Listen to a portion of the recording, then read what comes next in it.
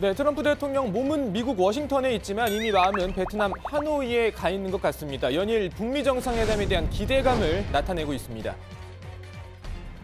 We'll be meeting with Chairman Kim for 2 days, and I think we'll accomplish a lot. We started off with a very good meeting, and I think we'll continue that along.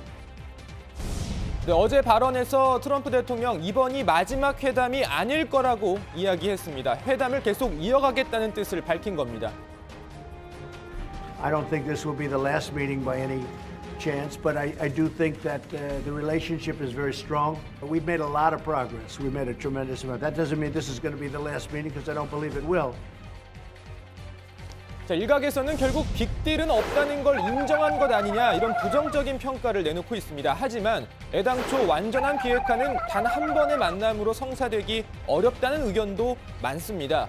북한 문제에 있어서 나름 풍부한 경험을 갖고 있는 박지원 의원 오늘 라디오 인터뷰에서 이렇게 이야기했습니다. 지금 트럼프 대통령 말씀이 맞지 않습니까?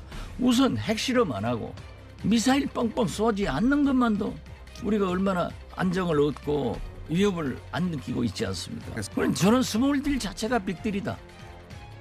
네, 박지원 의원은 또 이번 정상회담 결과를 두고 국내 그리고 미국 내에서 스몰딜 논쟁이 있을 가능성이 크다면서 나름의 해법도 제시했습니다. 아무것도 아닌 양 이 하노이 북미 정상회담 후에 남남 갈등이나 미미 갈등이 있을 것 같아요.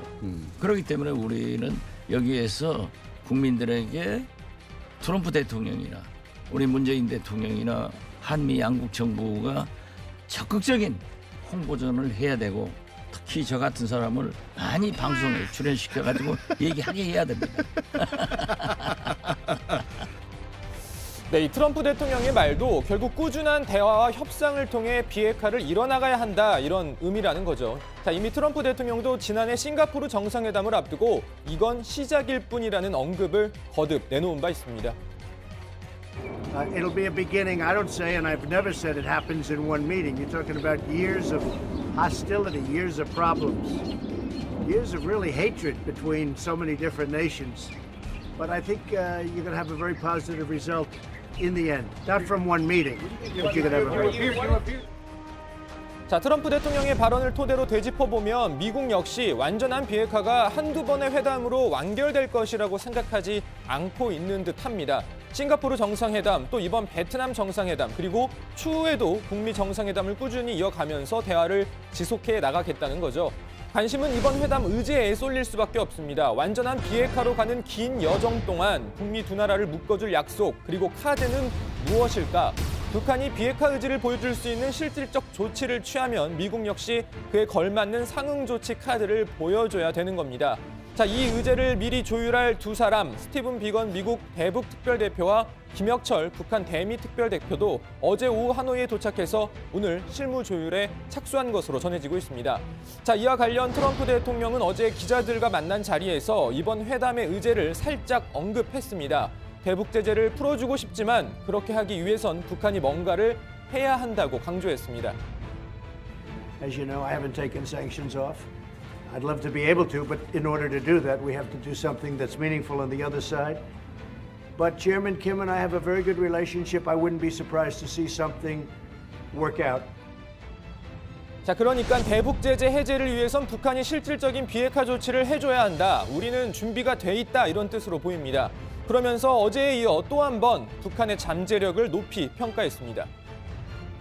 So you have Russia, China, and then South Korea, and this is right in the middle. Tremendous potential for economic well-being long term, and I think he understands that very well. I think he might understand that better than anybody. 자, 우리 정부는 이 같은 기류 속에서 남북 경제협력 카드가 미국의 상응 조치 수단으로 쓰일 가능성이 비교적 클 것으로 보는 눈치입니다. 북한은 이미 금강산 관광 재개와 개성공단 재가동 환영 입장을 밝힌 바 있고 미국 역시 국내 정치 상황상 대북 제재를 트럼프 대통령이 마음대로 풀어줄 수 없기 때문입니다. 자, 청와대가 어제 문 대통령의 남북 경협 언급과 관련해서 미국의 입장에 서서 미국의 상응 조치 카드를 늘려주려는 의미였다고 말한 것도 같은 맥락으로 풀이됩니다. 이런 가운데 대북 강경론자로 알려진 볼턴 백악관 국가안보 보좌관이 이번 주 우리나라를 찾는다는 소식입니다. 정의용 청와대 국가안보실장과 만날 것으로 전해지고 있는데요. 북미 정상회담과 관련해서 의견을 나눌 것은 거의 확실한데 일각에서는 이 남북 경협화와 관련해 우리 정부와 미국 측이 뭔가 긴밀한 논의를 하는 게 아니냐 이런 분석도 나오고 있습니다. 남북 경협 관련 이야기 들어가서 더 전해드리겠습니다. 오늘